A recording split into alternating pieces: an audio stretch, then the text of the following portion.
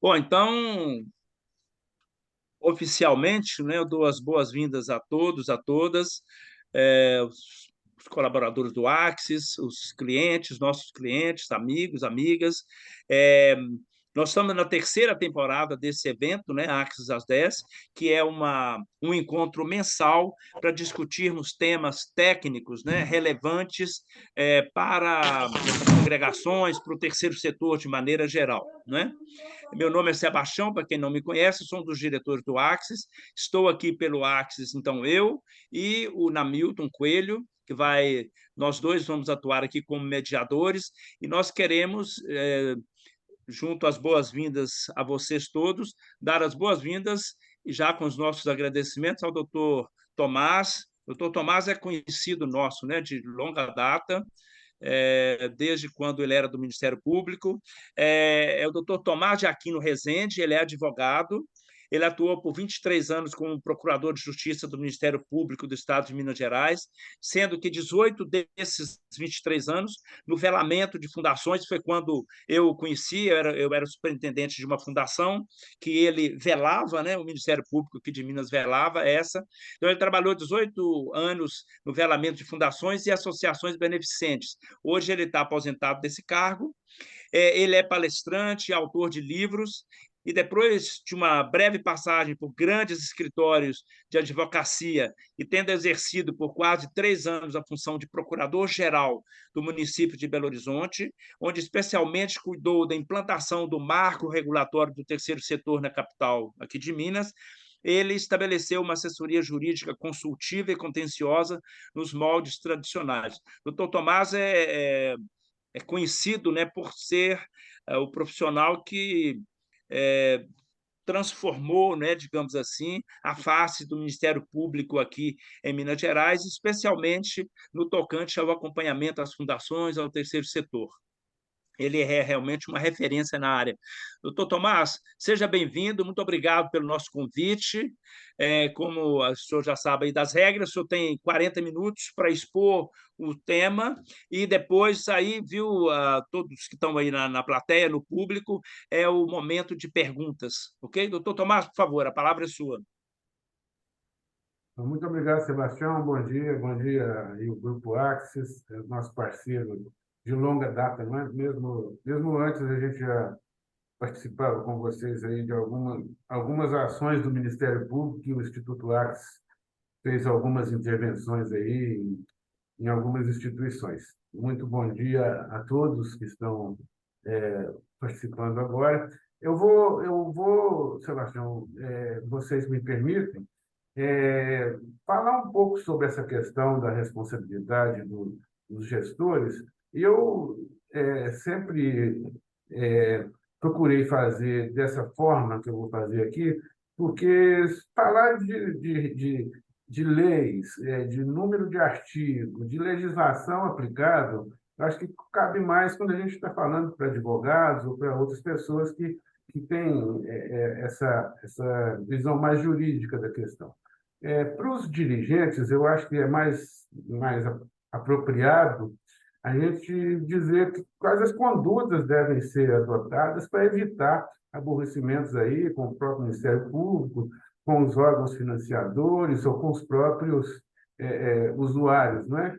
Então, a gente vai tratar desse assunto mais ou menos nessa, nessa direção. Mas, se vocês quiserem também, a gente pode falar da legislação e aprofundar mais nessa questão jurídica. Mas em princípio, eu prefiro a gente tratar desse assunto de outra forma. Eu fui promotor de justiça, vocês sabem aí, por muitos anos, e eu realmente, por ter a obrigação de velar pelas fundações, e eu assumi um compromisso pessoal de me envolver com essas organizações, porque realmente eu acredito que são as OSC, as organizações de sociedade civil, que fazem a grande diferença, são responsáveis por uma movimentação financeira fantástica, são responsáveis por geração de emprego muito grande, além de prestarem serviços essenciais aí nas áreas de saúde, nas áreas de educação, na assistência social, então, é o concurso, esse grupo de pessoas. E em 2006, 2005, foi publicado em 2006, uma pesquisa que era o diagnóstico do terceiro setor. O diagnóstico do terceiro setor, que foi feito em Belo Horizonte, foi feito pela Universidade Federal, a PUC, UniBH, UNA e Unifenas, e foi coordenada pelo Ministério Público, e quem validou a pesquisa foi o Instituto de Pesquisas de São Paulo. E esse Instituto de Pesquisa trouxe para nós algumas informações que, vamos dizer assim, mudaram muito o meu conceito sobre o terceiro setor, mudou minha conduta como promotor de justiça com relação a essas pessoas, porque nós vimos que realmente, se existe atendimento de saúde pública, se deve ao terceiro setor.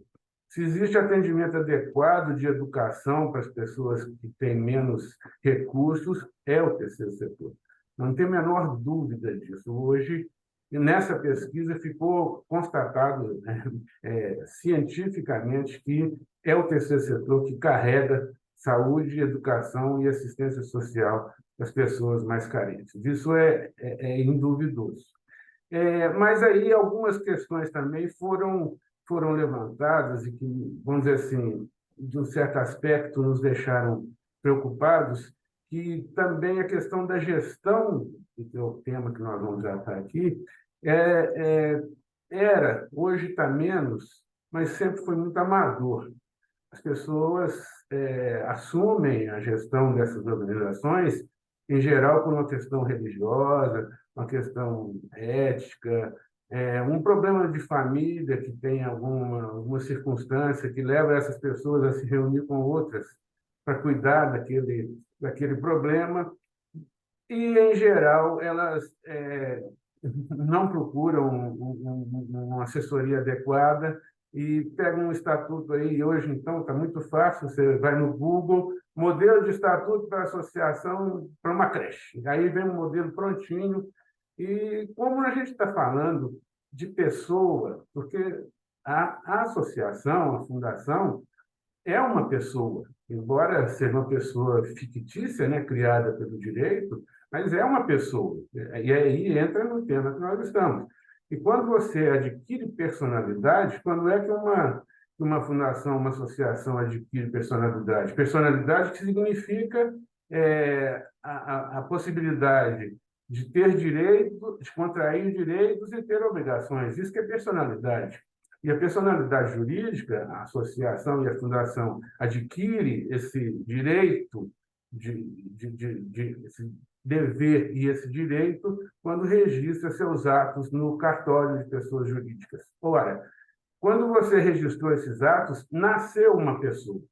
E uma pessoa tem suas peculiaridades, tem sua gênese. Não é razoável você pegar de uma outra pessoa, até de outro estado, de outro país, e botar ali o seu regulamento, o seu estatuto. Isso aí acontecia muito, hoje ainda acontece, e mais que isso, que é uma coisa grave na possibilidade de ter problema, que é a administração amadora. Amadora, gente, eu estou dizendo no sentido de que a administração de uma associação ou de uma fundação, ela tem que ser profissional e tem que ter transparência pública, porque você está cuidando de interesses coletivos, de interesses públicos, às vezes até com recursos públicos.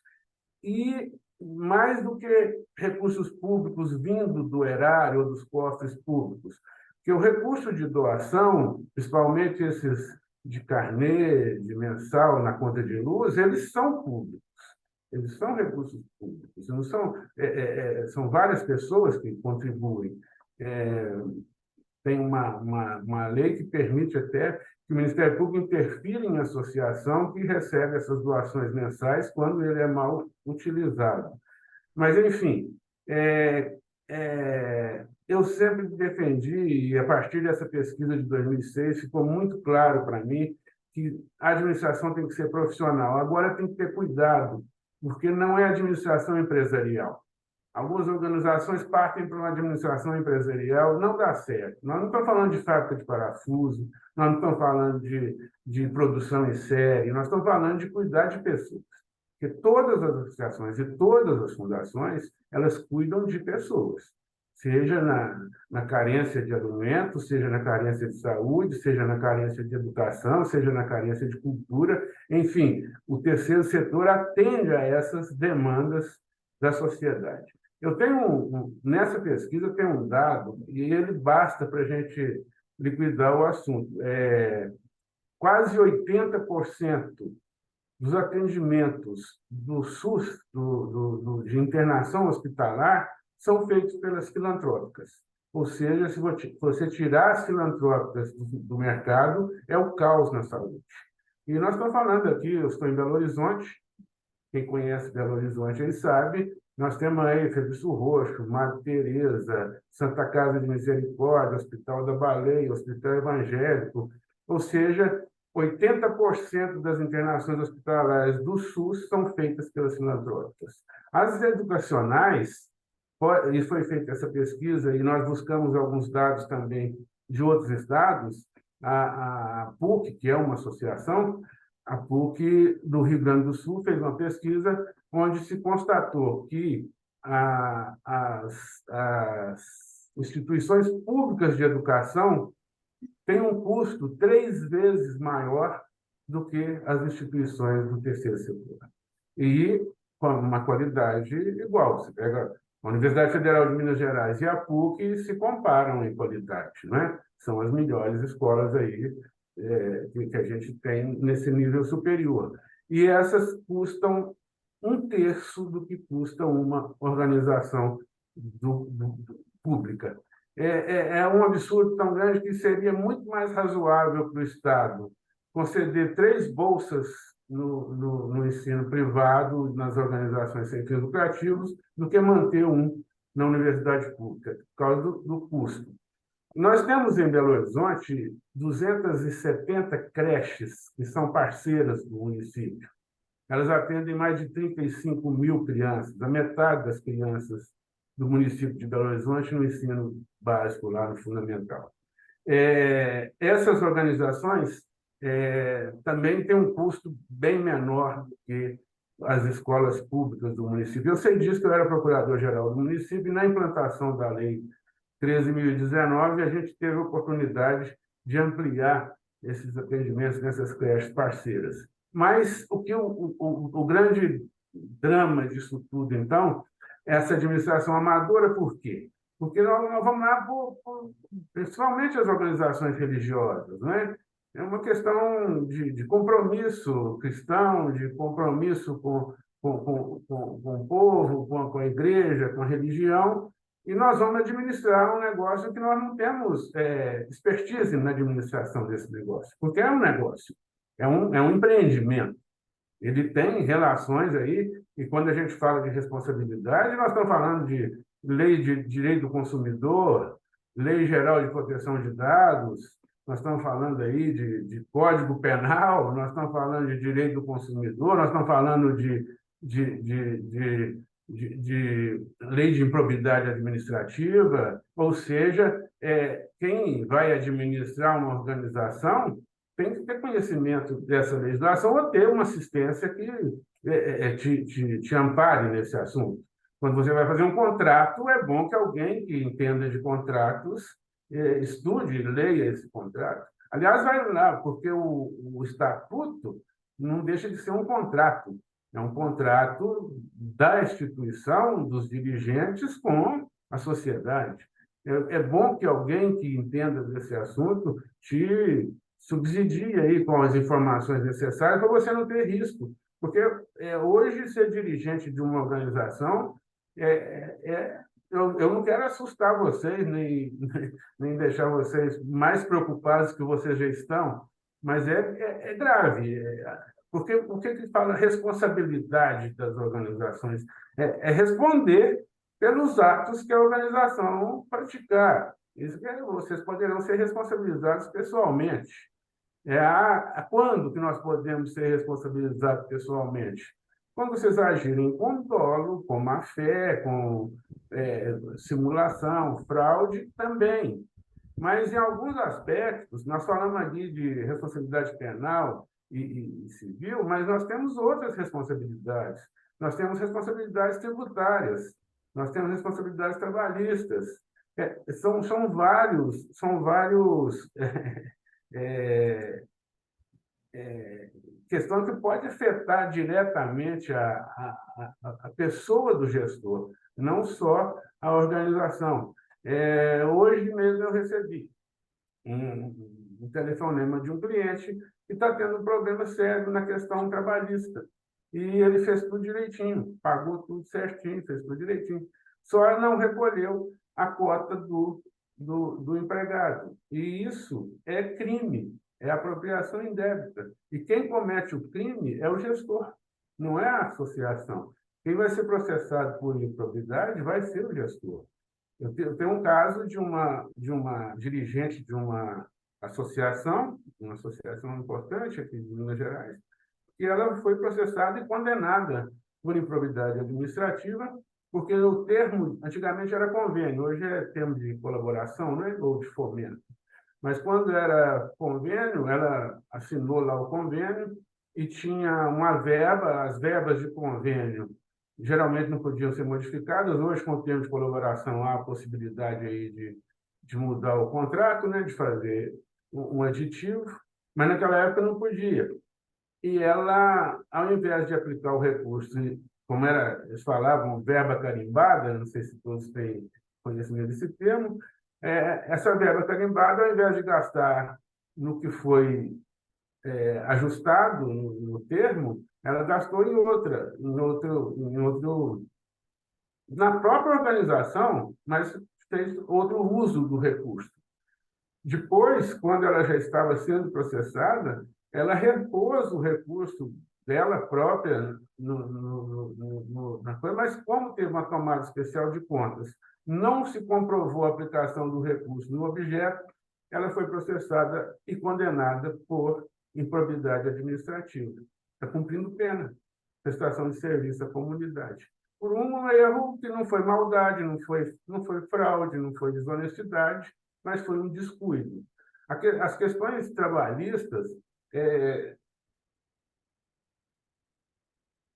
isso é assustador, mas hoje os tribunais trabalhistas, principalmente nos regionais, na primeira e segunda instância, e já tem até no TST, no Tribunal Superior do Trabalho, decisões que desconsideram a personalidade jurídica e estão penhorando, e estão tomando bens dos gestores. E não é uma ou duas decisões nesse sentido, não, são várias. São várias. Quando a pessoa sai. E aí tem os casos clássicos, né? Eu disse que ia falar mais nesses termos de prevenção que a gente deve fazer. Voluntário. Voluntário da Santa Casa, voluntário da escola, voluntário de certificado, tudo ótimo. Faz o termo de voluntariado, uma lei de 3 artigos, 4 artigos, muito simples, você se resguarda bem. Porque o que acontece? Eu fui provedor de uma Santa Casa por um tempo e tinha lá alguns voluntários sem termo de voluntariado. O que acontece? Enquanto está tudo bem, vai lá, fica 10 anos, 12 anos, 15 anos, daí muda a direção ou muda o jeito de administrar, e aí aquele voluntário, olha, não tem necessidade mais, acho que você gosta de ficar visitando, acho que não vai ser assim mais, daí dispensa, a pessoa vai para a Justiça do Trabalho e dá uma ação trabalhista grande contra a organização, por um descuido de não ter feito um contrato de voluntariado, de trabalho voluntário. E isso aí, se a organização não tiver meios, não tiver bens suficientes para garantir essa dívida, a Justiça do Trabalho tem atribuído essa responsabilidade ao gestor. É claro que alguns casos, e já tem mais de um, a gente consegue depois, na justiça comum, reverter isso, mas todos nós sabemos, a justiça nossa, além de morosa, é complexa e burocrática, você vai ficar aí 10, 15 anos respondendo a um processo sem CND por causa de um descuido. Nós temos as questões, essa do não recolhimento da cota do empregado, as que devem, né? As que não têm servas, as que não são imunes, as que não são isentas. Isso aí é apropriação indébita, e essa apropriação indébita não é da organização, é do gestor. É do gestor. A questão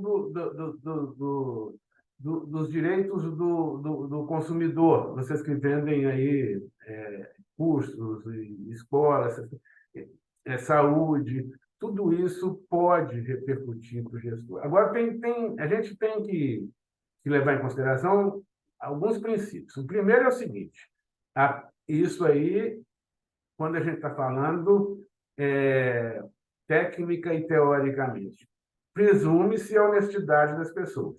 Então, ninguém vai ser processado pela gestão correta, gestão normal. Vocês têm que observar, primeiro, a lei, é claro, não é? A lei é o que nos rege. O que não é proibido é lícito, então nós vamos cuidar bem disso. Quando você vai administrar uma associação, tem uma outra regra que ela passa a ser lei, que é o estatuto. E tem uma questão dos estatutos que é muito interessante e séria, porque antigamente, isso aí foi uma discussão que eu tive com o próprio Ministério Público, com órgãos de controle, e foi difícil até que hoje isso aí está, vamos dizer assim, pacificado, que é a questão da remuneração de dirigentes. Nunca foi proibido remunerar dirigentes, nunca foi. Mas com esse costume nosso de copiar, colar, antigamente existia uma lei, ela foi revogada, que chamava Lei de Utilidade Pública Federal. E essa Lei de Utilidade Pública Federal, as organizações tinham que buscar essa utilidade pública federal, ela era pré-requisito para ter o SEBAS, o antigo SEBAS. E aí, um artigo dessa lei federal, que era até um decreto, nós chamamos da lei, era a lei da utilidade pública federal, ela tinha um artigo lá, artigo 2º, que dizia que era vedada a remuneração de dirigentes que queiram o título. Então, quem queria o título tinha que colocar no estatuto a não remuneração de dirigente. E isso, no passado, aí, não muito distante, sei lá, 15, 20 anos atrás, era a regra. E aí, apenas 25% das organizações contratam com o poder público, mas 90% das organizações colocaram isso nos seus estatutos, a não remuneração de dirigentes. E, às vezes, a maioria de vocês não é o caso, mas aí tinha que achar um jeito de remunerar, porque a pessoa ia dedicar exclusivamente à gestão da organização. A função dela era essa. Muitos, principalmente nas organizações religiosas, vão voluntariamente, sem remuneração. Mas alguns precisavam de sobreviver, e aí achavam um jeito lá, né? Não podia pagar como gestor, mas pagava como professor. Não podia pagar como diretor, mas pagava como médico. E aí pegava nota fiscal de algum produto para gerar o recurso. E isso aí gerou muito problema para as pessoas, gerou muito problema para as pessoas. E até hoje ainda a gente vê muito estatuto com essa questão da proibição de remuneração e que acha um jeitinho de remunerar o dirigente. E esse jeitinho, cada dia, está ficando mais, como é que eu diria, os órgãos de controle, os órgãos de fiscalização estão achando esse jeitinho e tem muita gente sendo processada por isso. Não tem nenhum problema. O que não era proibido, mas que ficou, porque quando o estatuto diz que é proibido remunerar, é proibido remunerar. Embora a lei hoje não só não permite, ela inclusive ela estabelece alguns critérios, mas hoje a remuneração é plenamente possível, plenamente legal e está previsto em lei a possibilidade de remuneração. Então, se vocês remuneram de forma atravessada os dirigentes, pega o estatuto e muda. Não tem problema nenhum remuneração de dirigentes. Quando você estabelece a regra de remuneração, não quer dizer que você é obrigado a ter salário, não. Quer dizer que poderá remunerar pela prestação do serviço. Mas isso é outra coisa importante.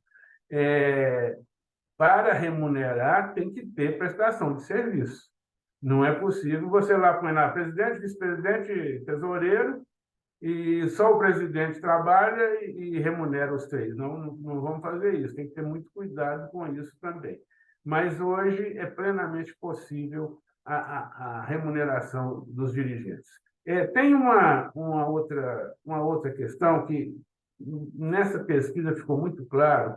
As organizações tinham um problema muito sério com a sua, vamos falar no popular, com a sua escrita, com seus documentos fiscais, com seus livros regular, os livros caixa, livro de empregados, essas questões contábeis, vamos chamar assim. Então, eu insisto sempre. Hoje, a Lei 13.019 de 2014, que é o Emiroski, né? Ele, não sei se a maioria de vocês tem relação contratual com o poder público, com o município, com o Estado, com a União, em termos de colaboração, em termos de fomento, ou acordo de cooperação, qualquer um dos três, mas quem tem termos de colaboração com o Estado ou com o município, a lei prevê a possibilidade de ter recursos no termo para pagamento de assessoria contábil, assessoria jurídica. E eu falo, e até meus colegas não gostam muito, se você for optar por contratar uma assessoria, procura o contábil, que é o mais importante. Jurídica, se der, mas se for para optar uma ou outra, contrata pessoal de contabilidade, pessoal que tem conhecimento dessas questões de livros regulares, porque isso é o que mais gera problema para os dirigentes de organizações. Quando você vai, por exemplo, a imunidade tributária, que é uma regra aí que a maioria de vocês deve ter esse benefício, que é o não pagamento de tributos ou de impostos às de educação, saúde e assistência social, que não distribuem lucros ou dividendos. Isso é uma outra questão séria, porque antigamente a Receita Federal entendia que remunerar era distribuir lucro ou dividendo, e não é. Então, como você não remunera, mas dá uma bonificação, é distribuição de lucro, você perde a imunidade. Não distribuir lucros ou dividendos de qualquer espécie, aplicar no país, nos seus objetivos, todos os seus recursos, e ter os seus livros contábeis e fiscais regulares e registrados. Isso é de extrema importância. Então, é preciso, não tem jeito, se você está falando de administração profissional, sem ter uma assessoria contábil, um escritório de contabilidade, mas procura aí gente que entende do assunto, que sabe o que está fazendo, para vocês não se verem depois com alguns problemas. O primeiro deles é a perda da imunidade, que alguns chamam de isenção. É gravíssimo isso, né? Então, tem que ter esses livros regulares e registrados. O segundo é a própria responsabilização do gestor por não ter a contabilidade regular. No caso de associação, o Conselho Fiscal, a Assembleia aprova, mais simples. Mas no caso de fundação, tem que prestar contas ao Ministério Público. Desculpa. E na prestação de contas, tem que levar em consideração essa regularidade fiscal e contábil. Outro problema sério mesmo é a questão fiscal, né? A questão do recolhimento dos impostos. Isso é uma situação, um fato terrível para as organizações, porque, teoricamente, e eu tenho aqui algumas centenas de ações de declaração de imunidade tributária.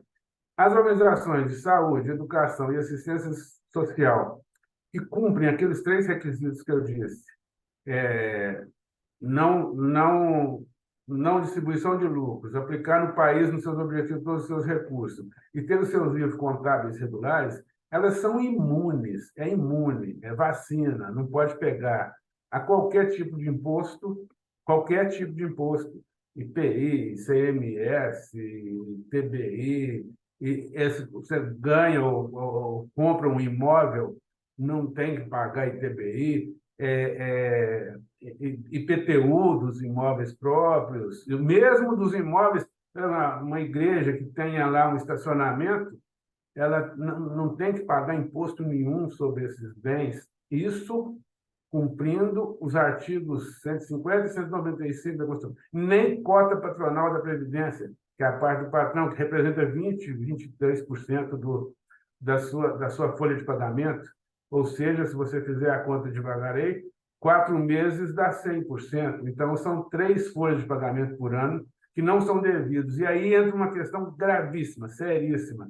Quando eu era promotor, eu assustava as pessoas, mas nunca aconteceu, não. Mas quem administra uma organização que cumpre esses requisitos, e que é de educação, saúde e assistência social, e está pagando cota patronal da Previdência, devia ser processado, porque está administrando mal o que não lhe pertence, porque não deve, não é devido. Aí vem vocês e falam, não, mas agora veio a tal da Lei 187, e até tem uma notícia que espero que seja do agrado de vocês todos. Hoje, no dia de hoje, meu escritório está protocolando ação direta de inconstitucionalidade da Lei 187, justamente pelas inúmeras inconstitucionalidades de exigências de contrapartida das organizações para ter o tal do certificado de entidade beneficente de assistência social. Até aí, tudo bem.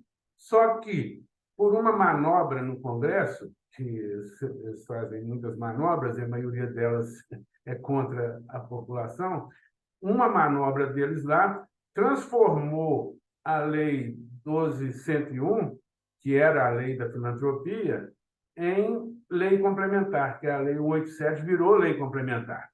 Isso aí, para o leigo não tem muita importância, mas para o técnico, para o jurista, para o juiz que vai decidir, para o promotor de justiça, tem muita importância. Por quê?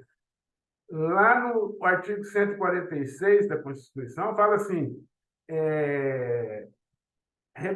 para regular as limitações ao poder de tributar, e a imunidade é uma limitação ao poder de tributar, é uma proibição ao Estado de cobrar impostos, só pode ser feita por lei complementar. Daí eles vêm e fazem essa manobra, transformam a lei ordinária em lei complementar, e aí 80% das organizações que têm direito à imunidade tributária vão perder esse direito. E é uma fábula, como eu disse, são 3 folhas de pagamento por ano. Para uma organização de médio, grande porte, aí é uma fortuna. E de pequeno porte representa a sua própria sobrevivência. Muitas organizações não vão conseguir sobreviver. Mas nós entramos com essa ADI hoje, está protocolando hoje. E depois eu vou mandar nas redes aí. E nós queremos fazer uma grande campanha na mídia, porque a gente sabe também que os tribunais nossos precisam de ter uma certa pressão da sociedade civil para funcionar às vezes. Mas, enfim, essa lei agora, essa 187, eu não sei se a maioria de vocês busca o SEBAS, vocês estão com uma situação de gestor muito difícil, porque sem o SEBAS, ou diminui muito a sua possibilidade nem é de investimento, de cumprimento de obrigações, ou inviabiliza a organização. E do Doutor jeito Tomás, que... Oi? 5 minutos, tá? Ué, já? Antes da sessão de perguntas, depois tem mais 20 minutos, tá bom? Não, tá bom, tá tranquilo. Mas então vamos fazer só um resumo aqui. Primeiro, o que nós precisamos fazer para ter menos problemas? Porque o problema vai ter, não adianta. Sinto muito, mas vocês escolheram esse lado e não tem jeito. Tem uma história que eles contam que o, o, o sujeito estava reclamando muito que era perseguido, que não tinha sossego, que ele só fazia coisa boa, que cuidava de uma associação que cuidava de criança, de gente doente. E aí ele falou, não pode um negócio desse, eu faço só o bem e fico desse jeito. Aí eu falei, mas você foi escolher ficar perto dele, quem está perto dele não tem sossego. Então, é por aí. Não tem jeito da gente ter paz quando a gente está fazendo o bem em nome de Deus. Isso aí é um fato. Segundo, nós temos que andar dentro da lei. Eu sei que todo mundo anda dentro da lei, mas tem que ser mais do que isso que nós estamos fazendo. A gente tem que buscar, não é puxando sardinha para mim, não, nem precisa, mas tem na internet aí, busca mais informações sobre essas questões, Lei Geral de Proteção de Dados, lei anticorrupção, essas questões dos tribunais trabalhistas estão dando, estão mandando confiscar, tomar bens dos dirigentes. Nós temos que ter cuidado com isso. A justiça comum tem modificado isso, mas é um fato. Outra coisa é prevenção. Não tem jeito de ser diferente. Você tem que prevenir. Primeiro, funcionários todos registrados na carteira, ou então contrato, um contrato que alguém que entenda de contrato dê uma lida ou uma olhada no contrato antes de vocês assinarem. Questão de estatuto. Olha, teve muita modificação. A Lei 13.019 trouxe algumas coisas importantes. O Código foi reformado em 2002, mas muita gente ainda não atualizou. Atualizar os estatutos. E, por favor, pelo amor de Deus, não copia e cola, não. Não busca no Google, não. Porque tem muita gente aí que se dizendo especialista e complicando a vida das pessoas. Eu tenho, hoje, recebi um telefonema aqui de um que foi uma tomada de contas especial de 5 milhões de reais, agora estão sendo processados os dirigentes, porque não teve o cuidado de consultar lá uma pessoa que entende desse assunto antes de fazer o negócio. E quando vocês sentirem que pode ter um problema que gere alguma ação, olha, o Ministério Público, eu fui promotor de justiça há 23 anos. Não são 100% não, mas 90% recebe bem as pessoas. Procura o promotor de justiça, vocês estão fazendo um trabalho de interesse público, e o Ministério Público tem a obrigação de orientar as pessoas que estão fazendo esse trabalho. Se por acaso não te receber lá na comarca, manda aqui para Belo Horizonte, para o procurador-geral, que com certeza vai ter um encaminhamento. Eu acho que buscar prevenir para não acontecer esses desconfortos, né, que vocês todos têm. Agora, realmente, vamos lembrar aí, né? Penal, mas penal você tem que agir com maldade, com simulação, com fraude. Se não fizer, se você fizer a coisa honesta, certinha, não preocupa com isso, não. Mas não recolher a cota do empregado é fraude. Isso aí você pode fazer com toda honestidade, esqueceu, deixou de recolher, não tinha dinheiro para recolher, vai ser processado por improbidade administrativa. Na área civil, né, você tem que ter uma ação ou uma omissão sua que cause dano a alguém, para você ser responsabilizado. Não é? Então, ter cuidado na hora de tomar as atitudes para não prejudicar uma outra pessoa e ela ter o direito de te responsabilizar por isso. Bom, meu tempo esgotou e eu fico à disposição para as perguntas. E como eu disse lá no início, se vocês quiserem, depois eu posso até mandar por aí, um compilado de legislação que como é que eu diria, mais sensível para vocês terem mais cuidado. Mas, em geral, é isso. É agir do jeito que vocês estão agindo mesmo, com honestidade, com cuidado, mas redobre a atenção, contrata um contabilista bom, Se puder, um advogado também especializado nesse assunto, ou uma empresa que conheça desses assuntos, de estatuto, de contrato, de termo com o poder público. Isso é muito. Hoje, com a Lei 13.019, ficou muito bom isso, porque antes, vocês que são mais antigos aí, que faziam os convênios, não tinha opção, né? Você assinava o que estava lá pronto. Hoje, não. Um termo de colaboração você pode discutir com o poder público. Você pode fazer um aditivo mudando a aplicação do recurso. Você pode ficar com o recurso no final do convênio. Antigamente tinha que devolver tudo. Então, é isso. Buscar uma boa assessoria, fazer gestão profissional e transparência pública. Eu insisto nisso, tá, gente? Tem uma instituição aqui da região metropolitana, chama Instituto Ramakrishna. Não tem nada a ver com esse Ramakrishna, não. É só o nome que é Ramakrishna. Mas ela para mim, é a instituição mais exemplar que eu conheço. A administração dela é super profissional. Eles têm uma fábrica de tela de arame que representa mais de 40% da receita deles. E eles têm a transparência mais pública que eu já vi. Pode abrir aí no portal deles lá, que tem transparência total. O que faz com o dinheiro, que dinheiro que entra, que dinheiro que sai, quanto ganha o dirigente, quanto ganha o porteiro, tudo na tela do computador para quem quiser. Isso, para mim, evita qualquer tipo de responsabilização posterior, porque, tendo transparência, todo mundo está te fiscalizando, todo mundo está sabendo o que está fazendo, não tem perigo de acontecer alguma coisa que você perca o controle. Então, gestão profissional mesmo, com boa contabilidade, com boa assessoria jurídica e transparência pública, mas pública mesmo, mais do que o serviço público. Todo mundo saber o que você faz, por que você faz, com quanto dinheiro que você faz, de onde vem esse dinheiro, para onde vai esse dinheiro, que eu acho que aí nós vamos ter bem mais sucesso nos nossos empreendimentos. Eu acredito, e eu sou um defensor,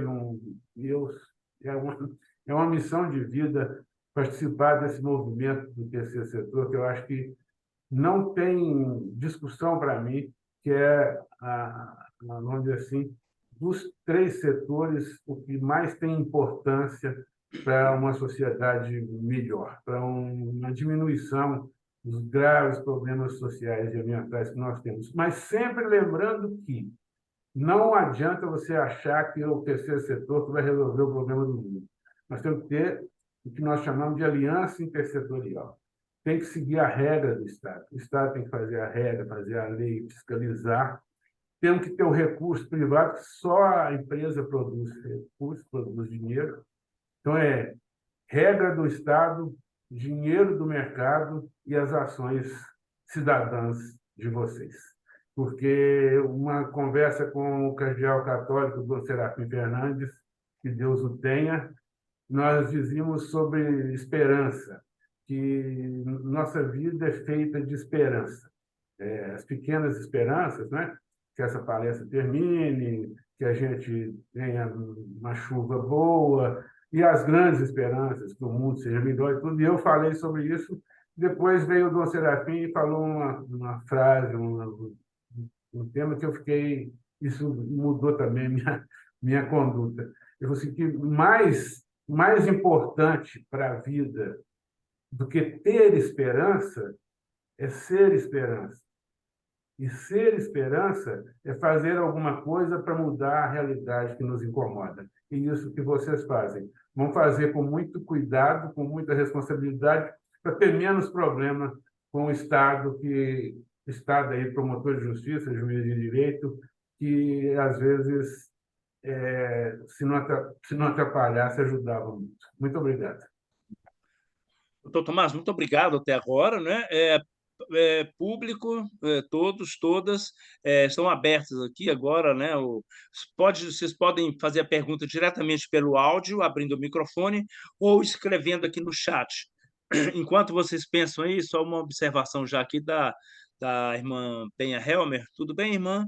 Ela fala, uma boa auditoria ajuda muito na prevenção. Vamos às perguntas agora, por favor. Quem se habilita? Ô, Sebastião, enquanto começa aí, doutor Tomás, chegaram Você quer alguns abrir aqui. a temporada aí de pergunta, né, Milton? Vai lá. Aqui, doutor Tomás, chegaram algumas, eu quero juntar três aqui para o senhor resolver numa tacada só para a gente ganhar tempo. Um fala assim, aquele tema que o senhor disse da responsabilidade de não recolher tributos, imposto de renda, INSS. Aí a pessoa coloca aqui o seguinte, e quando a instituição não tem dinheiro, por exemplo, paga só o salário porque não tem dinheiro para pagar mais nada, ela deixa de então pagar o salário para não gerar a obrigação de retenção, não tem dinheiro no caixa. O que que faz? O Ministério Público tem alguma coisa que pode ajudar os gestores? Essa dívida não é só da pessoa jurídica, por que que ele vai responder? E aí a outra que chegou fala assim, doutor Tomás, o que pode acontecer com a diretoria do hospital que não consegue colher seus impostos? E no caso de um fundo de garantia que tem 17 meses que não recolhe, isso porque não tem dinheiro, ou seja, ou paga alguma coisa de salário ou não paga nada. Então, juntando três aí, doutor Tomás. Realmente é uma situação complicada, não é? Mas e aí uma outra questão que as pessoas têm um pensamento que organização sem fins lucrativos significa não poder ter superávit, não poder ter dinheiro. Isso é um erro terrível e que compromete muito a organização. É porque ela não, nós temos que só ter o que for necessário para nós nos mantermos. Não é. Tem que ter lucro. Não é lucro, que hoje nas organizações chama superávit, não é? Você tem que ter. Agora, você fala assim, eu não estou pagando o imposto porque eu não tenho dinheiro. Olha, mas você está prestando serviço como? Então, se você não tem dinheiro, você vai fechar. Não tem como prestar um serviço sem ter recurso para pagar impostos. Porque, na verdade, o fundo de garantia é do trabalhador. A cota do empregado é do trabalhador. Você desconta do salário dele. Desconta do salário dele. E é obrigado a depositar. Se você não depositar, no caso da cota do empregado, da Previdência Pública, é crime, chama improbidade administrativa. Você vai ser processado pelo promotor de justiça. Não vai ser a instituição, não. Vai ser você, vai ser o gestor. Eu fico até. Porque eu já estive nessa situação quando eu era provedor da Santa Casa, que hoje é superavitária, graças a Deus. Mas a Santa Casa do interior de Minas, aqui do centro-oeste de Minas. Eu cheguei nessa encruzilhada. Ou paga salário ou paga imposto. Paguei os salários. Mas depois corri atrás, fui onde eu podia, em deputado, sei lá, e conseguimos recursos. Mas, realmente, hoje, há 20 anos atrás, era outra coisa. Hoje, se eu fosse gestor, olha, é dolorido isso, mas é preferível fechar o negócio do que cometer um crime. Eu não Uhum. vejo, infelizmente, é grave, é muito grave isso. E você vai responder pessoalmente seus bens, sua família. Como diz, é difícil ir para o céu, mas também tem as coisas que não tem jeito, não é? É Uhum. melhor não fazer. Por isso que É, eu falo de gestão profissional e transparência pública. Olha, não tem dinheiro, como é que eu vou atender o paciente?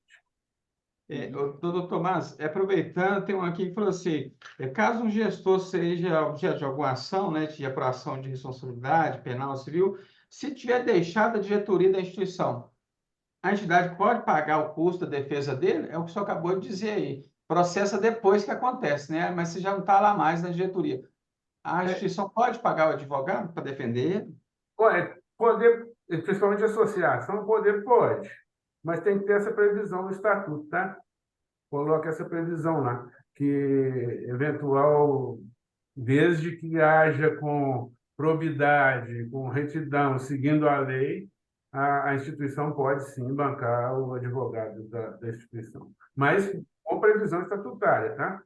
Tá. Se E tiver aqui, previsão, não. falando também o senhor falou de remuneração, doutor Tomás, falou assim que, no caso, falou muito de conselho fiscal, que a gente falou aqui, no caso de conselheiros fiscais, pode ser profissionais esses conselheiros e pode pagar? Ou seja, o Conselho Fiscal da associação pode não ser associada, é profissional, você indica profissional como componente e pode pagar? Poder contratar, poder admitir pessoas que não sejam da instituição, pode. Mas, e tem que ter previsão estatutária também, tá? Mas remunerar, não. Pô. Remunerar conselho fiscal, ficou doido. Isso não pode, não. Ele vai ser seu empregado e vai te fiscalizar, é complicado isso, não dá. O que dá é para. Isso aí algumas instituições fazem, mas as sem fins lucrativos eu acho que até hoje eu não vi. É como é que se chama aí? Um royalty, um valor pela reunião, para pagar a despesa de deslocamento, alimentação, alguma coisa assim. Mas remunerar conselho fiscal eu não aconselho, não. Então, doutor Tomás, a diretoria, a gestão que o senhor disse, o presidente, vice-presidente, diretor financeiro, é gestão. E o conselho fiscal, ele é, entre aspas, outra classificação, é isso? Então, ele não poderia ser remunerado porque ele está no... Você tem, porque o que a lei permite a remuneração é para os órgãos gestores, é para os executivos, para quem executa a função na instituição. O Conselho Fiscal é órgão de controle. Ele não é um órgão executivo, ele não executa nenhum tipo de trabalho na organização. Ele simplesmente verifica as contas e vê se estão adequadas com a lei. Ele não é órgão de execução. Hamilton, Sim, não sei se você E está com essa o questão chat da aberto aí. remuneração, só mais um. Essa questão da remuneração, Namilton, muito cuidado, pessoal. Assim, tem que exercer a função, tá, gente? Não dá para ser só ter o título e receber, não. Não é Tá igual na claro. política, não. O Namilton, tem uma pergunta aqui, você está com o chat aberto aí, da Luciana? Tô. Aqui, doutor Tomás, está falando assim, poderia explicar melhor quando a Lei Complementar 187, parágrafo 3º do artigo 5º, fala que dirigentes estatutários ou não respondem direta ou subsidiariamente pelas obrigações fiscais da entidade, salvo se comprovada a ocorrência de dolo, fraude ou simulação. O que significa isso? É exatamente o que nós dissemos. Se você faz a coisa dentro regular, não tem problema nenhum. Agora, por exemplo, e o exemplo que eu dei da cota patronal, da cota do empregado da Previdência, é o mais fácil da gente identificar. O fisco, o Estado, considera que é fraude o não recolhimento. Considera que é fraude. Aí você agiu com fraude.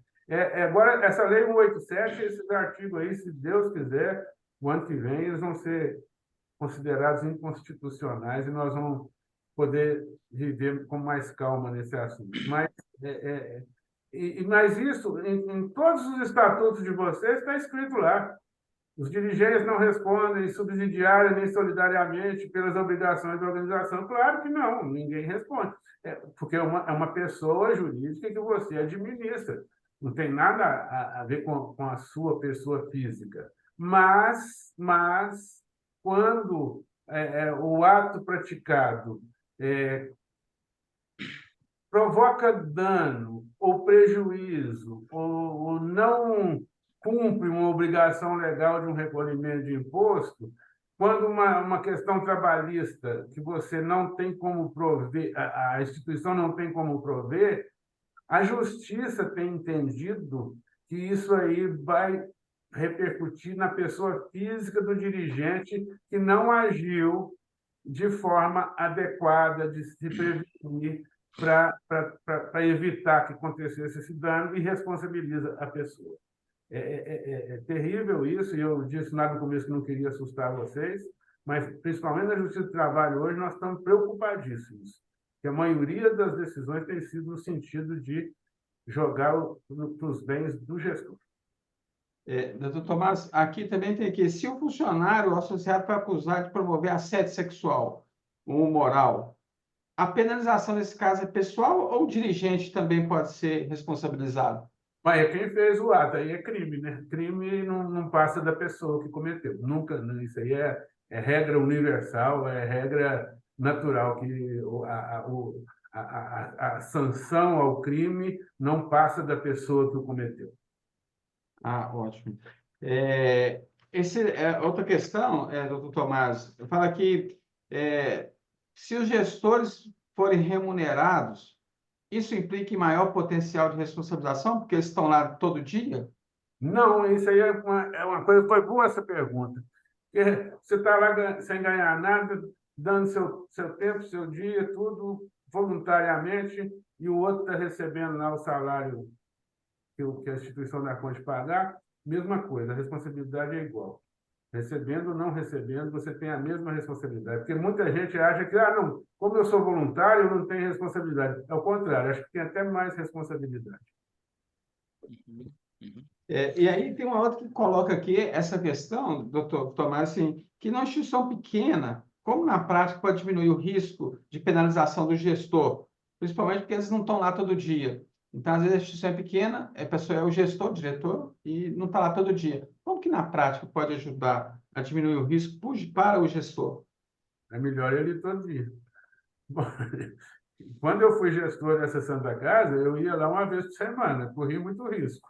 Mas é bobagem, é melhor, se você quer ser gestor esse negócio amador não funciona mais não. Hoje o risco é muito grande. É melhor não ser ou dedicar.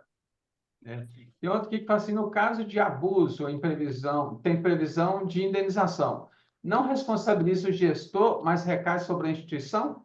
Você fala essas questões aí, O abuso aqui, não sei qual é o abuso, mas a gente talvez o abuso sexual, abuso moral, alguma coisa nesse sentido, em que a instituição foi responsabilizada e o gestor não é responsabilizado? é o gestor que é responsabilizado, sim. É o Sim, é o gestor. que ele disse, né? É. Ou seja, é a pessoa física, né, doutor Tomás? É a Pessoa pessoa que física. cometeu o ato que é Claro, responsabilizada, né? claro, claro, claro. O crime, a pena só cai sobre quem cometeu o crime, não tem como cair sobre. É claro que tem alguns crimes, por exemplo, aqui da Lei Geral de Proteção de Dados, que pode Sim, responsabilizar tanto a instituição quanto o gestor, no caso da lei anticorrupção também. Mas nesses casos de crime comum, vamos chamar assim, não, aí é o gestor mesmo. É É, pessoa física. E aqui pessoa não tem física. uma, finalizando aqui, doutor Tomás, assim, o senhor vê risco para a diretoria na divulgação através de redes sociais dos trabalhos que fazendo nas obras sociais? Eu não, eu acho que isso é uma das coisas mais absurdas que eu já vi. Quando nós fizemos aquela pesquisa, tinha organização que o pessoal do quarteirão não sabia que ela existia. Mas como é que você quer que o negócio seja. Tem que fazer propaganda, tem que divulgar, falar que está trabalhando para caramba. O povo acha que o terceiro setor não faz nada. Eu já disse para vocês, na saúde é 80%. Na saúde é 80%. Assistência social é exclusivo, tá? Quem faz assistência social é o terceiro setor. O Estado não faz, não. Empresa não faz, não. Quem faz é o terceiro setor, 100%. Na educação, que eu já disse aqui, com um terço dos recursos, ele atende um aluno, ele atende 3 alunos com recursos que o público gasta 3. Então, Uhum, pô, tem que divulgar isso, porque você só vê notícia na televisão, as ONG corrupta, essas ONG que estão explorando lá a Amazônia. Pô, isso é um nada. Vamos ver percentual aqui, pequeno, né? eu disse aqui, Mário Pena, Madre Teresa, Felício Roxo, Baleia, Sofia Feldman, Hospital Evangélico. Gente, é disso que nós estamos falando. Nós não estamos falando Uhum. de um ou outro que comete esses erros, não. E outra coisa, isso, Namilton, quem perguntou, eu não sei, faz propaganda, divulga muito, vai no Instagram, no Facebook, onde puder. Nós temos que É, divulgar isso que nós estamos fazendo. doutor Tomás, eu acho que também está preocupado com essa questão da LGPD, né? De divulgar, ter o Mas aí é cuidado questão. aí, né? Não, mas aí divulgar o que está fazendo não tem problema nenhum. Você não pode divulgar dados pessoais de quem é Uhum. seu Uhum. cliente. Claro. Se você de uma LPI, você não vai divulgar lá que o Sr. Sebastião, de 80 anos, é um milionário que está lá. Divulgar dados Uhum. pessoais não pode, né? Mas Uhum. divulgar que você tem 80 idosos que comem, vivem, dormem, estão lá na sua instituição, e que vocês estão fazendo isso com muito cuidado, que tudo é bem feito, que é com zelo, com dedicação, com profissionalização. Então, assim, tem que divulgar. Eu acho que um dos problemas que eu vejo no terceiro setor é ficar escondido, é achar que está fazendo aquela. Desculpe, não tem nenhuma ofensa a nenhum princípio, Mas a que sua mão esquerda faz, a sua mão direita não fica sabendo. Não, tem que saber, todo mundo tem que saber, porque até para ajudar. Como é que uma pessoa vai te ajudar se ela não sabe o que você está fazendo? Sim, sim. Uma das melhores fontes de captação de recursos é transparência pública, é mostrar para todo mundo que o que você está fazendo bem feito. Muito bem. Doutor Tomás, estamos chegando ao final aqui. Muito obrigado aí ao público todo, as perguntas, a presença. Doutor Tomás, muitíssimo obrigado, viu, mais uma vez, por sua presença aqui, muito esclarecedora. O senhor realmente é uma referência, né, nessa área aqui em Minas Gerais e no Brasil. Namilton, muito obrigado aí pela participação. Só lembrando ao público, eu passo a palavra para o senhor, doutor Tomás, só para o senhor se despedir daqui a pouco, só lembrando ao público que este, então, é o último evento deste ano, do Axis às 10, e nós vamos retornar na quarta temporada, se Deus quiser, em março do ano que vem. Doutor Tomás, com o senhor aí para se Tá despedir. bom. Não, eu que agradeço muito, Sebastião, Namilton, pela oportunidade. Sempre fico feliz de estar com as pessoas do terceiro setor, porque eu sei o bem que vocês fazem e é uma coisa fantástica. E eu sou um admirador, sou um fã dessas pessoas. Eu acho que eu não conseguiria fazer o que vocês fazem, até porque eu sou péssimo gestor, então eu ia dar com os burros na água. Mas eu sou um admirador do trabalho de vocês e sigo aqui à disposição. A minha vida, a partir dos quantos anos? Dos 35, quer dizer que tem 30, eu só vivo o terceiro setor. Eu não tenho outra coisa para fazer. O terceiro setor me deu sucesso, me deu minha sobrevivência e me deu muito mais, que me deu a informação de que existem muitas pessoas boas fazendo bem de forma correta. Então, é uma alegria para mim, uma honra poder estar aqui e vocês estarem aí me ouvindo. Eu espero que tenha sido útil essa minha passagem por aqui.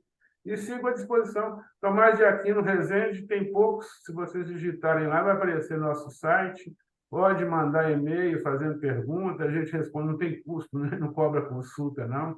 Eu tenho o maior prazer de atender e estamos à disposição aqui.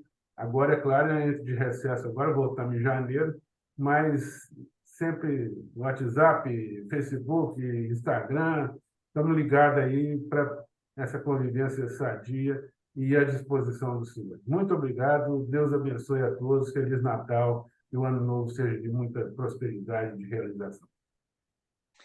Muito obrigado, então, doutor Tomás, muito obrigado, Hamilton, a todos que estiveram aqui presentes, muitos agradecimentos, viu, aí, Karina, depois você podia passar para o doutor Tomás no chat aí, né, os agradecimentos, muitos agradecimentos, muito bom, né, o público reconhecer realmente o trabalho do senhor e tudo, né? Obrigado. Bom Natal para todos, boas entradas de ano, né? Na semana que vem vai sair a nossa revista Vertentes, que é o fechamento do ano, com alguns artigos aí muito interessantes também, para a gente encerrar o ano com chave de ouro. Muito obrigado a todos que estiveram aqui. E até o ano que vem, se Deus quiser, aqui no Axis às 10, né? Estaremos aí em outros meios, nas nossas mídias sociais, mas aqui no Axis às 10, a partir de março do ano que vem. Muito obrigado e um bom resto de manhã para vocês e uma boa tarde. Obrigado de novo, doutor Tomás, Namilton e todos. Obrigado. Até mais ver.